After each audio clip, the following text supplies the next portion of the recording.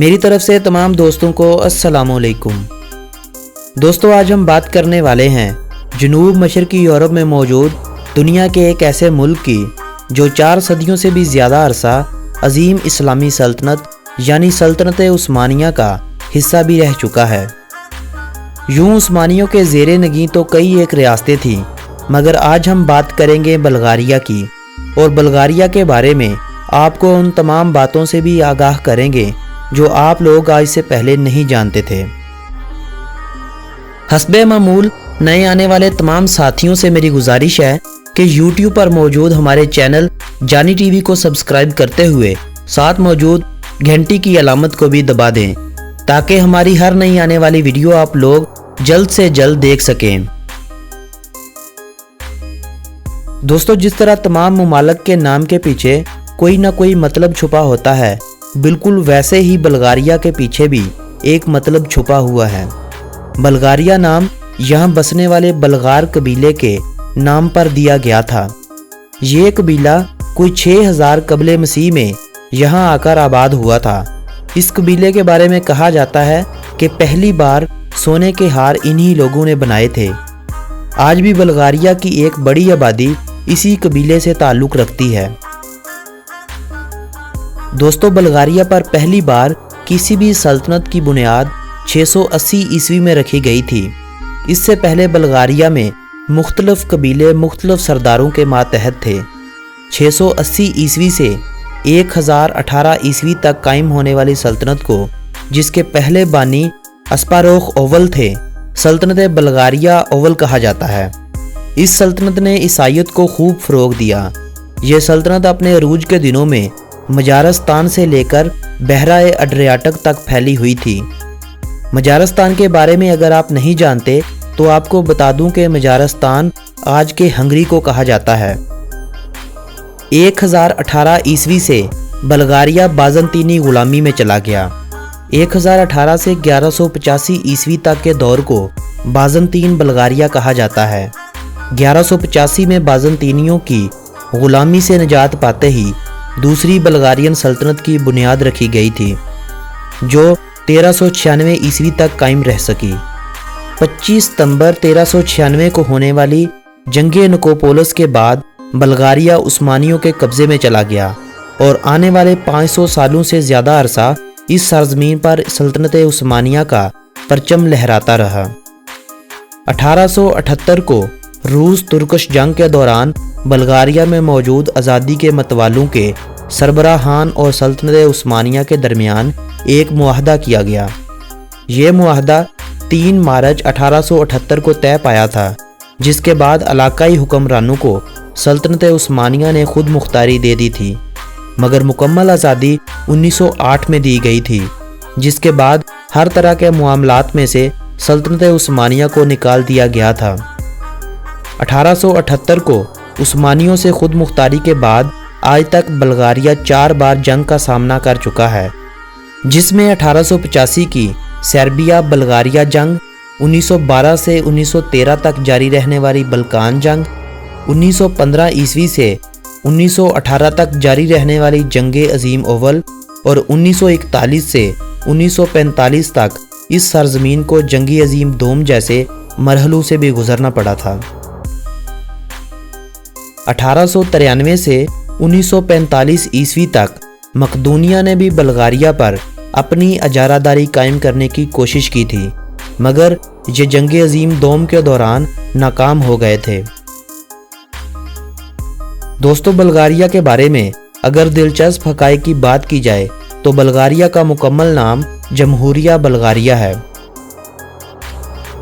1344 मरबा किलोमीटर रकबे पर फैला हुआ सूफिया नामी शहर बल्गारिया का दारुल हुकूमत है, जो बल्गारिया का अजीम तरीन और कदीम शहर होने के अलावा बल्गारिया की 13 लाख की आबादी को अपने अंदर समोए हुए है।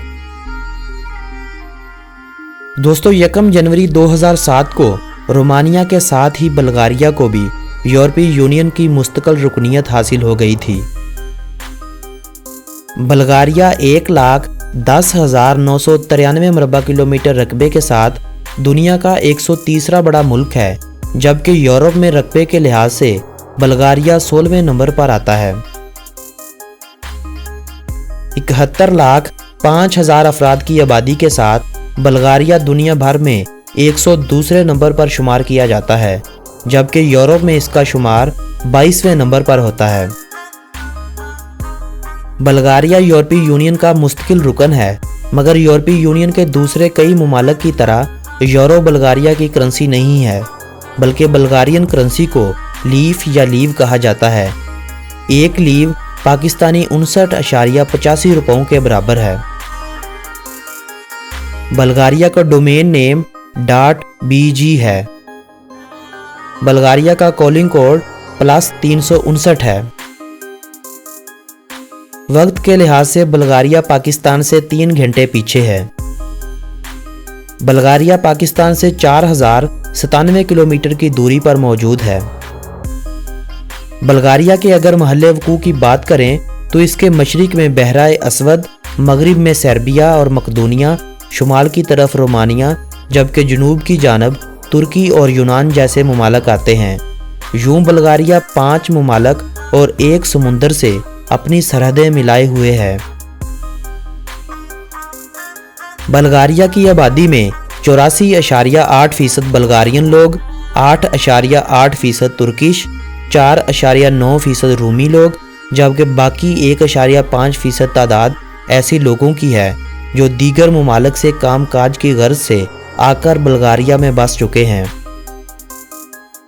बल्गारिया की आबादी के अगर मज़ाहब की बात की जाए तो उस्मानियों के दौर में इस्लाम इस खित्ते पर सबसे बड़ा मज़हब था, मगर तुर्कों की इस इलाके में कमज़ोरी के बाद लाखों मुसलमानों ने बल्गारिया से तुर्की की तरफ हिजरत कर ली थी और बल्गारिया का सबसे बड़ा मज़हब ईसाईयत हो चुका था। आज भी बल्गारिया का दूसरा सबसे बड़ा मज़हब इस्लाम है, लेकिन मुसलमान लड़कियों को स्कूलों कॉलेजों में हिजाब पहनने पर पाबंदी आयद है, जिससे मुसलमान लड़कियों की बेशतर तादाद आला तालीम हासिल करने से महरूम हो जाती है। बल्गारिया के बारे में एक दिलचस्प बात यह है कि 680 ईस्वी से अपनी पहली बल्गारियन सल्तनत के बाद से आज तक इसने अपना नाम नहीं बदला है, जबकि बाकी तमाम यूरोपीय ममालिक अपना नाम तब्दील कर चुके हैं।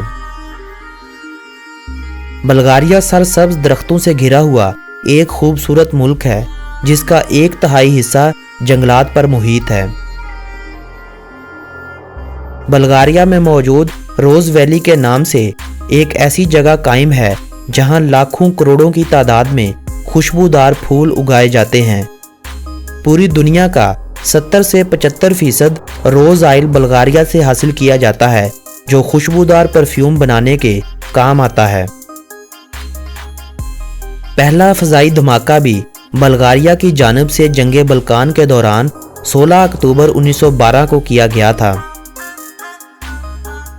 स्टीफका नामी एक बल्गारियन लड़की ने 2.09 मीटर बुलंद हाई जंप लगाकर एक आलमी रिकॉर्ड बनाया हुआ है, जिसे पिछले लगातार 28 साल से कोई भी नहीं तोड़ सका है।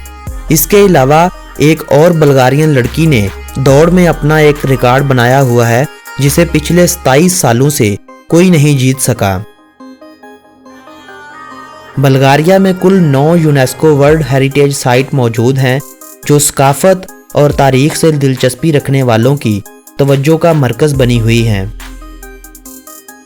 बाबा वंगा के नाम से एक नाबीना औरत का नाम तो आपने शायद सुना होगा, जिसने आने वाले वक्त के हवाले से पेशन गोइयाँ की थीं और इसकी की गई पेशन गोइयों में से कई एक दुरुस्त साबित हो चुकी हैं। इस अजीम औरत का ताल्लुक भी बल्गारिया से ही था। फुटबॉल बल्गारिया की कौमी खेल है और फुटबॉल बल्गारिया में बहुत शौक से खेला जाने वाला खेल है, जबकि wrestling, weight lifting, boxing, gymnastic, volleyball, tennis और रग्बी दीगर और शौक से खेली जाने वाली खेलें हैं। बल्गारिया की कौमी और सरकारी ज़ुबान है, जबकि इंग्लिश जदीद और दूसरी ज़ुबान के तौर पर भी इस्तेमाल की जाती है। इसके अलावा तुर्किश और रोमानवी 2 मज़ीद मशहूर ज़ुबानें हैं।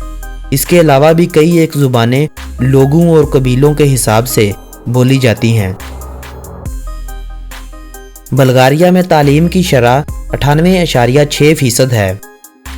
بلغاریہ میں جرائم کس قدر کم ہیں، اس کا اندازہ آپ اس بات سے لگا لیجئے کہ 2016 میں بلغاریہ میں صرف 155 افراد قتل کیے گئے تھے، جبکہ امریکہ جیسے ممالک میں ہر سال 50,000 سے زیادہ افراد کو گولی مار دی جاتی ہے۔ بلغاریہ میں زراعت لوگوں کا سب سے بہترین ذریعہ معاش ہے، جبکہ صنعت کاری دوسرے نمبر پر آتی ہے۔ لیکن اگر ہم کہیں کہ سیاحت کا کوئی کردار نہیں تو یہ کہنا بے جا ہوگا، کیونکہ بلغاریہ کی ملکی آمدنی میں اضافے کی ایک بڑی وجہ سیاحت کا شعبہ بھی ہے۔ 2016 کے اعداد و شمار کے مطابق بلغاریہ میں 1,04,0396 غیر ملکی افراد نے سفر کیا۔ بلغاریہ کے کھانوں میں آپ کو ترکی اور یونان کے کھانوں کا عکس نظر آئے گا۔ یہ ایک تلخ حقیقت ہے جسے قبول کرنا بلغارین لوگوں کے لیے تھوڑا مشکل ہو جائے گا کہ بلغاریہ میں شرح پیدائش شرح اموات سے کم ہے۔ جو شرح پیدائش ہے اس میں بھی غیر شادی شدہ لڑکیوں کی تعداد زیادہ ہے۔ بلغاریہ کا دارالحکومت صوفیہ یورپ کا دوسرا سب سے قدیم شہر ہے، جو آج سے 7,000 سال پہلے آباد کیا گیا تھا۔ بلغاریہ کے خوبصورت بیچز، بلغاریہ میں موجود رومن ادوار کے بنائے گئے باتھ رومز اور بہت سی زبردست معلومات جو ہم نے آپ لوگوں کے ساتھ شیئر نہیں کی ہیں، یہ سبھی معلومات ویزے کے حصول اور تفریحی مقامات کے ویڈیو سلسلے میں آپ لوگوں کے ساتھ شیئر کریں گے۔ آج کی یہ ویڈیو اگر آپ دوستوں کو پسند آئی ہو تو اس ویڈیو کو واٹس ایپ اور فیس بک وال پر شیئر کرتے ہوئے اپنی پسندیدگی کا اظہار کریں۔ میری حوصلہ افزائی کے لیے لائک کا بٹن بھی پریس کر دیں اور اگلی ویڈیو تک اپنے اس دوست کو اجازت دیں۔ اللہ نگہبان۔